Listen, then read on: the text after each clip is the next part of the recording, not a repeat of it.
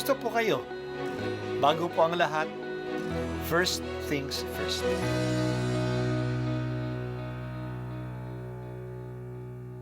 Good morning po. Sinisimulan po natin ngayon ang first things first. At dito po, tinatalakay natin sa unang bahagi ng umaga natin ay ang first readings na binabasa po sa banal na misa. Ito pong tinatalakay natin kasi madalas po kasi marami na tayong alam tungkol sa gospel readings. Pero konti po ang nagsasalita sa first readings. Pero ang first readings, bahagi din po yan ng Biblia, ng banal na kasulatan. Kaya susubaybayan po natin ang mga first readings, basahin po natin at kuminsan kailangan ng basahin ng 2 o 3 beses bago maintindihan kasi hindi po tayo familiar sa mga istorya at sa mga kaisipan na tinatalakay dito. Ang pagbasa mula sa ikalawang sulat ni Apostol San Pablo sa mga taga-Korinto. Mga kapatid, kaming pinagkalooban ng kayamanang espiritual na ito ay hamak. Kumbaga sa sisidlan ay palayok lamang, upang ipakilalang ang di malirip na kapangyarihan ay sa Diyos at hindi amin. Dinigipit kami sa kabi-kabila, ngunit di nagagapi. Kung minsay nag-aalinlangan kami, ngunit di nawawala ng pag-asa. Pinag-uusig kami, ngunit di nawawala ng kaibigan. Naibubuhay, ngunit di tuluyang nailulugmok. Lagi kong taglay sa aking katawan ang kamatayan ni Jesus upang sa pamamagitan ng katawan ko'y mahayag ang kaniyang buhay. Kami laging nabibingit sa kamatayan alang-alang kay Kristo upang sa aming katawang may kamatayan ay mahayag ang kaniyang buhay. Ano pat habang ako'y dahan-dahang namamatay, nagkakaroon naman kayo ng buhay na walang hanggan. Sinasabi sa kasulatan, nagsasalita ako sapagkat ako'y sumasampalataya. Bunga ng gayong diwa ng pananampalataya, nagsasalita rin ako sapagkat ako may sumasampalataya. Sapagkat nalalaman kong ang Diyos na muling bumuhay sa Panginoong Hesus, ang siya ring bubuhay sa akin kasama niya. At magdadala sa inyo at sa akin sa kanyang piling. Ang lahat ng pagtitiis ko ay sa kapakanan ninyo, upang sa pagdami ng mga nakatatanggap ng mga kaloob ng Diyos, lalo namang dumami ang magpapasalamat at magpupuri sa Kanya. Ang salita ng Diyos. Salamat sa Diyos. Ngayon ay kapista ni Santiago. Siya ang kapatid ni San Juan na anak ni Zebedeo. Malapit ang magkapatid na ito kay Jesus.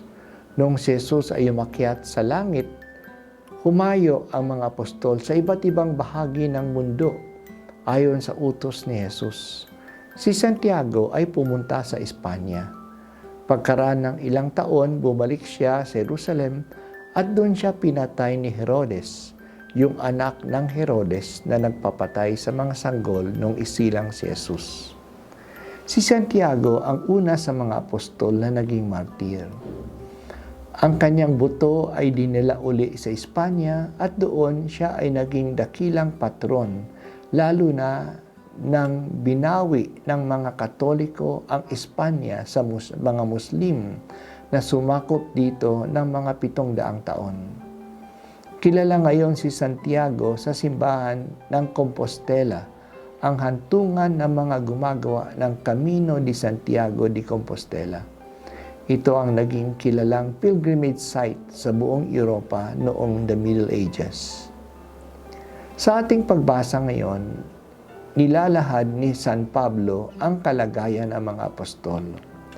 Ang dala-dala nila ay isang kayamanan na nasa lalagyan ng babasaging palayok. Ang kayamanang ito ay ang mabuting balita. Ang babasaging palayok ay ang kanilang marupok na pagkatao. Marami silang dinadaanan na kahirapan at pagsubok. Kinukutya sila, inaalipusta, sinisiraan, pinababayaan, inuusig, pero nanatili pa rin silang tapat. Dala-dala nila sa kanilang katawan ang pagkamatay ni Jesus. para na rin silang namamatay dahil kay Kristo upang ang buhay ni Kristo ay maranasan din nila sa kanilang katawan. Ginagawa nila ito dahil sa mga Kristiyano, sa mga nakikinig sa kanila. Handa silang mamatay upang ang buhay ni Kristo ay matanggap ng mga mananampalataya, upang mas maraming mga tao ang maakit, magsasaksi sila sa kanila at madadala din ang mga taong ito sa kaluwalhatian ni Kristo. Ang buhay ng mga apostol ay tunay na pag-aalay ng sarili alang-alang sa iba. Ang buhay na ito ay pinagpapatuloy sa simbahan sapagkat ang simbahan ay apostolic. Sinasabi natin, I believe in one holy Catholic Apostolic Church. Ang isang tanda ng tunay na simbahan na siya ay apostolic.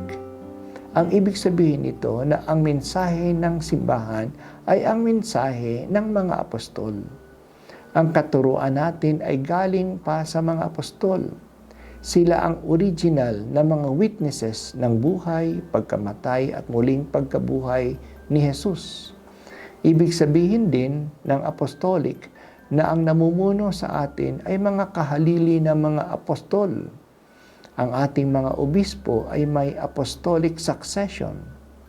Apostolic din ang simbahan kasi ang paraan ng paglilingkod at pag-aalay ng mga apostol at ng kanilang pagkamasigasig sa pagmimisyon ay pinagpapatuloy pa rin sa simbahan.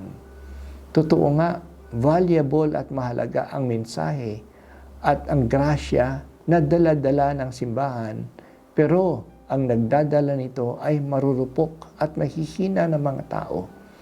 Palaging may pag-uusig pero hindi tumitigil ang pagpapalaganap ng mabuting balita. Ginagawa ito ng maraming mga tao upang mas lalong dumami ang mga taong magpasalamat sa mga biyaya ng kaligtasan. Patuloy po naming inihahasik o Panginoon ang binhi ng magandang balita. Ito ay iyong binibigyan ng buhay at inaalagaan. Manatili po sana kami sa landas sa mga apostol. Santiago, ipanalangin mo kami.